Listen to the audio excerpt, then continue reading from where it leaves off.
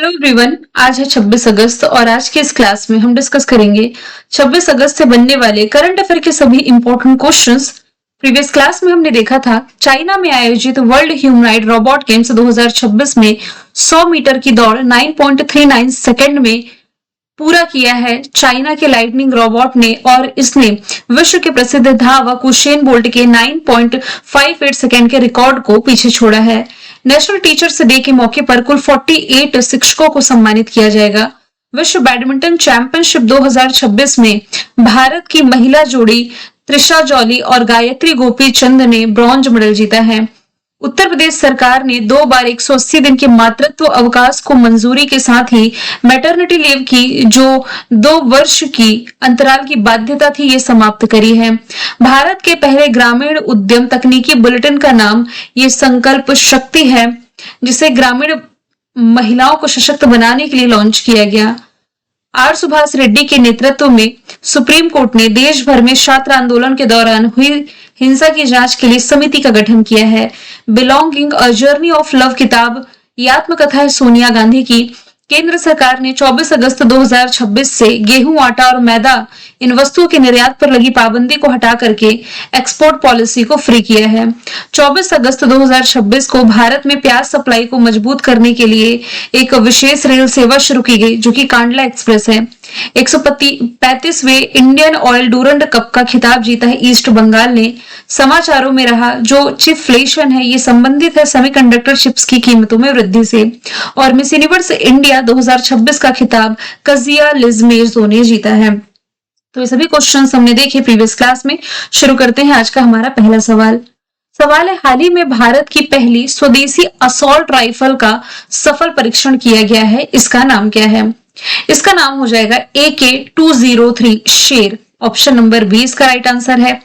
इसका निर्माण जो है ये उत्तर प्रदेश के अमेठी में कोरवा ऑर्डिनेंस फैक्ट्री में किया गया है, Indo Russian rifles private limited के सहयोग से। 800 मीटर इसकी रेंज है। फायरिंग स्पीड है 700 राउंड प्रति मिनट, यानी कि 1 मिनट में ये 700 राउंड फायर कर सकती है। अच्छा, यहाँ पर जो टर्म लिखा हुआ है ना असॉल्ट राइफल, तो ये एक ऐसी राइफल होती है जो सिंगल शॉट और ऑटोमेटिक दोनों मोड में काम करने में सक्षम होती है। अब यदि मैं अदर ऑप्शन की बात करूं तो आयरिस ये देश की पहली AI टीचर है जो केरल की राजधानी तिरुवनंतपुरम में लॉन्च की गई थी। सुदर्शन के लिए भारत और रशिया के बीच डील थी। हालांकि ये S-400 के नाम से जानी जाती थी, बाद में नाम बदल करके इसका सुदर्शन कर दिया गया। विक्रम क्या है? तो ये देश की पहली स्वदेशी सेमीकंडक्टर चिप का नाम है। पूरा नाम है इसका विक्रम 3201। अब मिलते जुलते करंट के फैक्ट यदि हम देखें तो भारत का पहला निजी तौर पर विकसित ऑर्बिटर क्लास रॉकेट विक्रम 1 है। भारत का पहला स्वदेशी निर्मित प्रदूषक नियंत्रक पोत यानी कि पॉल्यूशन कंट्रोल वेसल है समुद्र प्रताप। भारतीय रेलवे के पहले ह्यूमनॉइड रोबोट का नाम है ASC अर्जुन, जो विशाखापट्टनम रेलवे स्टेशन पर तैनात किया गया। अंतरिक्ष में क्लाउडिया 9 नामक भूतिया आकाशगंगा की खोज नासा ने करी है। भारत ने अपने पहले स्वदेशी FEBS यानी कि उभयचर ड्रोन को विकसित किया है, जो जल थल दोनों में रह सकता है। इसका नाम अवतार है।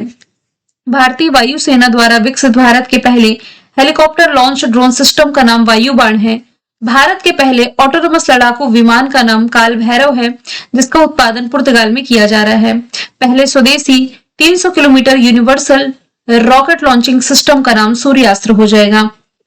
सवाल नंबर 2 है, निम्न में से कौन है भारतीय टेस्ट क्रिकेट टीम में डेब्यू करने वाले सबसे उम्रदराज खिलाड़ी बने हैं? तो इनका नाम सारांश जैन होगा। Option D. मध्य प्रदेश के स्पिन ऑलराउंडर है सारांश जैन। 33 साल और 145 दिन की उम्र में इन्होंने भारतीय टेस्ट क्रिकेट टीम में डेब्यू किया है और ये करने वाले सबसे उम्रदराज खिलाड़ी बने हैं। इन्होंने कोलंबो में श्रीलंका के खिलाफ दूसरे टेस्ट में उपलब्धि हासिल करी। उन्होंने 28 साल पुराना रिकॉर्ड तोड़ा है और 1998 में रॉबिन सिंह के बाद इस उम्र में डेब्यू करने वाले पहले भारतीय बन गए हैं।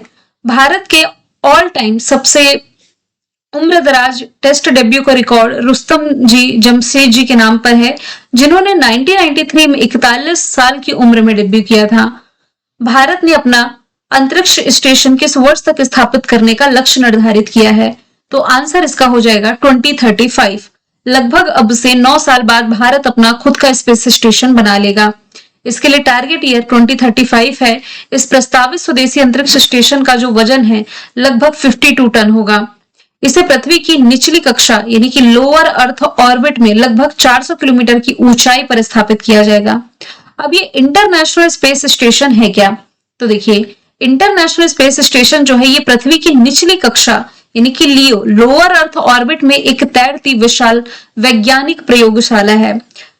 तैरता हुआ अंतरिक्ष में तैरता हुआ एक फ्लैट रहने योग्य आप कह सकते हैं, जिस पर अंतरिक्ष यात्री जाते हैं, महीनों रिसर्च का काम करते हैं। ये इंसानों द्वारा अंतरिक्ष में बनाई गई अब तक की सबसे बड़ी संरचना है, जहां अंतरिक्ष यात्री रहकर विज्ञान से जुड़े कई महत्वपूर्ण रिसर्च करते हैं। इसे दुनिया के 5 सबसे बड़े देशों की स्पेस एजेंसियों ने मिलकर के बनाया है। अमेरिका की नासा इसमें शामिल है, रशिया की रोसकॉस्मोस, यूरोपीय स्पेस एजेंसी, जापान की जेक्सा और कनाडाई स्पेस एजेंसी इसमें शामिल है। ये 28,000 किलोमीटर की रफ्तार से प्रति घंटे की रफ्तार से अंतरिक्ष में घूमता है। ये हर 90 मिनट में पृथ्वी का एक चक्कर पूरा कर लेता है।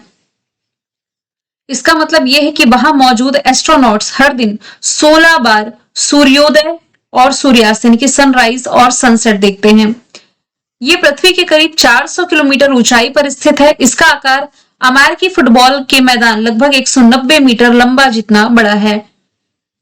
सेम फैक्ट यहां से मैंने इंग्लिश में मेंशन कर दिए हैं। चलिए कुछ टारगेट ईयर पर थोड़ा नजर डालते हैं। भारत ने टीबी मुक्ति का लक्ष्य 2025 रखा था। मलेरिया मुक्ति का लक्ष्य निर्धारित किया था 2030। 2035 का लक्ष्य ये खुद का अपना अंतरिक्ष स्टेशन बनाने के लिए है। 2040 तक इंसानों को चंद्रमा पर पहुंचाना और वहां से लाने का मिशन 2040 रखा गया है। सवाल नंबर 4 है, किस अमेरिकी राज्य ने 8 नवंबर को दिवाली डे के रूप में मनाने वाले प्रस्ताव को पारित किया है? तो यहां से कैलिफोर्निया इसका राइट आंसर होगा, ऑप्शन डी। तो अमेरिका का कैलिफोर्निया राज्य है जो 8 नवंबर को दिवाली डे के रूप में मनाएगा। ये प्रस्ताव पेश किया है भारतीय अमेरिकी असेंबली सदस्य दर्शना पटेल और एशकालरा ने। पर्पस क्या है? भारतीय संस्कृति का सम्मान करना और समाज में अंधेरे पर उजाले की जीत का जश्न मनाना। इसके पहले ही 3 राज्य मैसाचुसेट्स, न्यूयॉर्क और न्यू जर्सी, इन तीनों ने ही 15 अगस्त को इंडिया डे के रूप में मनाया है। सवाल 5वां है, यूएनसीसीडी कोप 17 के दौरान चर्चे में रहा रेंजलैंड्स फ्लैगशिप इनिशिएटिव लगभग कितनी राशि की पहल है? तो यूएनसीसीडी जिसके फुल फॉर्म बनते हैं United Nations convention to combat desertification, इसका जो आयोजन अभी मंगोलिया के उलान बटोर में किया गया था, जो मैंने बताया था, तो इसके लिए रेंजलैंड्स फ्लैगशिप इनिशिएटिव लगभग 1.2 बिलियन अमेरिकी डॉलर की ये पहल रही है। ऑप्शन सी राइट आंसर है। इसमें देखिए ये जो राशि है ये 45 अलग अलग परियोजनाओं में फैले वित्त पोषण का आधार है और ये एक बड़ा पैकेज है। ये वैश्विक भूमि बहाली, सूखा लचीलापन बढ़ाने के लिए कुल घोषित 1.3 अरब डॉलर के पैकेज का हिस्सा है और इसका मुख्य उद्देश्य है दुनिया भर के महत्वपूर्ण चारागाहों का संरक्षण और उसका पुनर्स्थापन करना है। अगला सवाल है, ब्यूनस आयर्स में 56 मिनट और 51 सेकंड के समय के साथ हाफ मैराथन का वर्ल्ड रिकॉर्ड तोड़ने वाले जो योमिफ केजेल्चा है, ये किस कंट्री से रिलेटेड है? तो ये यूरोपियन कंट्री इथियोपिया से संबंधित हैं। इन्होंने योमिफ केजेल्चा जिनका नाम है ये इथियोपिया के हैं, इन्होंने अर्जेंटीना के ब्यूनस आयर्स में world athletics label road race जीती है। इन्होंने 56 मिनट 51 सेकंड की जबरदस्त दौड़ के साथ हाफ मैराथन का वर्ल्ड रिकॉर्ड फिर से अपने नाम किया। देखिए मैराथन की दूरी कितनी होती है? 42.195 किलोमीटर। माइल में यदि हम देखें तो 62.2 माइल्स ये होती है और वहीं यदि हम हाफ मैराथन की बात करें तो ये होता है 21.0975 किलोमीटर और यदि हम माइल्स में देखें तो ये 13.1 माइल्स हो जाएगा। इथियोपिया की कैपिटल हो जाएगी अदिस अबाबा, करेंसी इथियोपियन बिर है। अभी अहमद अली यहाँ के प्राइम मिनिस्टर, सहले वर्क जौदे यहाँ के राष्ट्रपति हो जाएंगे। ये हॉर्न ऑफ अफ्रीका का पार्ट है। हॉर्न ऑफ अफ्रीका में 4 कंट्री आती हैं, सोमालिया, इथियोपिया, जिबूती और इरिट्रिया। यहाँ पर गल्फ ऑफ आदेन है, जहां क्रॉस करते हुए रेड सी जैसे पहुंचेंगे तो आगे स्वेज कैनाल क्रॉस करते हुए मेडिटेरियन सी की लोकेशन आ जाती है। Badminton world federation world championship जो कि होस्ट कर रहा था दिल्ली, इसमें गोल्ड जीतने वाली जो फ्रेंच जोड़ी है इसका नाम हो जाएगा थॉम गिकवेल और डेल्फिन डेलेरू। 24 अगस्त को फ्रांस के ये जो थॉम डिकेल हैं और डेल्फिन डेलेरू, इन्होंने badminton world championship mixed double में गोल्ड मेडल अपने नाम किया है। गिकेल डेफ्लिन की जोड़ी ने इस चैंपियनशिप को जो जीता है, इसमें गोल्ड जीतने वाली पहली फ्रांसीसी जोड़ी भी ये बनी है। भारतीय वायुसेना ने यानी कि इंडियन एयरफोर्स ने किस ऐतिहासिक बहुपक्षीय हवाई युद्ध अभ्यास का आयोजन किया, जो भारतीय धरती पर आयोजित सबसे बड़ा अब तक का अंतरराष्ट्रीय हवाई अभ्यास था। तो इसका नाम हो जाएगा तरंग शक्ति अभ्यास, तरंग शक्ति। ये एक बहुपक्षीय हवाई अभ्यास है। 30 से अधिक देशों की वायुसेनाओं ने इसमें पार्टिसिपेट किया है, जिसका उद्देश्य रणनीतिक रक्षा साझेदारी और जो सामरिक अंतर संचालिता है इसे सुदृढ़ करना। और ये जो अभ्यास है ना, ये सितंबर से जोधपुर वायुसेना स्टेशन पर आयोजित किया जाएगा। अब यहां से भारत की अन्य कंट्रीज के साथ जो एक्सरसाइज है एक बार नजर डाल लेते हैं।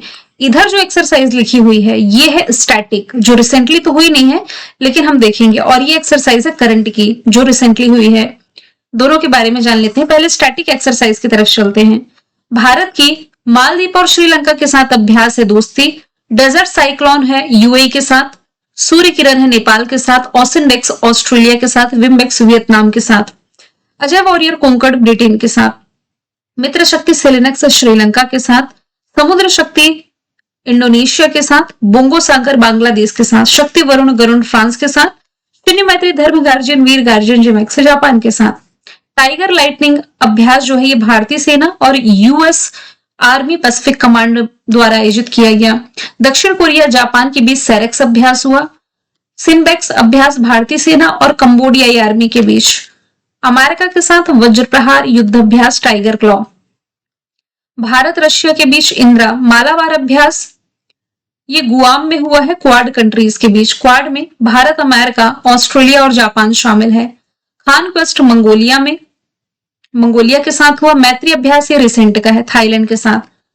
कंजर अभ्यास किर्गिस्तान के साथ। दसलिग अभ्यास उज्बेकिस्तान के साथ। और साइक्लोन जो है ये इजिप्ट के साथ, लेकिन डेजर्ट साइक्लोन यूएई के साथ है। दोनों में कंफ्यूज नहीं होइएगा। अगला सवाल है, इसरो जो कि भारत की स्पेस एजेंसी है और जैक्सा जो कि जापान की स्पेस एजेंसी है। इंडियन स्पेस रिसर्च ऑर्गेनाइजेशन और जापान एरोस्पेस एक्सप्लोरेशन एजेंसी ने चंद्रमा के साउथ पोल यानी कि दक्षिणी ध्रुवीय क्षेत्र को लक्षित करने वाले किस आगामी चंद्र अन्वेषण मिशन पर सहयोग किया है? तो इस पर हम डिस्कशन कर चुके हैं। ल्यूपेक्स मिशन है ये। ल्यूपेक्स मिशन इसरो के लैंडर और जैक्सा के रोवर का एक संयुक्त प्रयास है जो चंद्रमा के साउथ पोल वाले क्षेत्र में जल बर्फ की उपस्थिति और संसाधनों की जांच करेगा। इसरो का फॉर्मेशन ईयर 1969, बैंगलोर कर्नाटक में हेडक्वार्टर है। वी नारायणन ये हो जाएंगे इसके अध्यक्ष।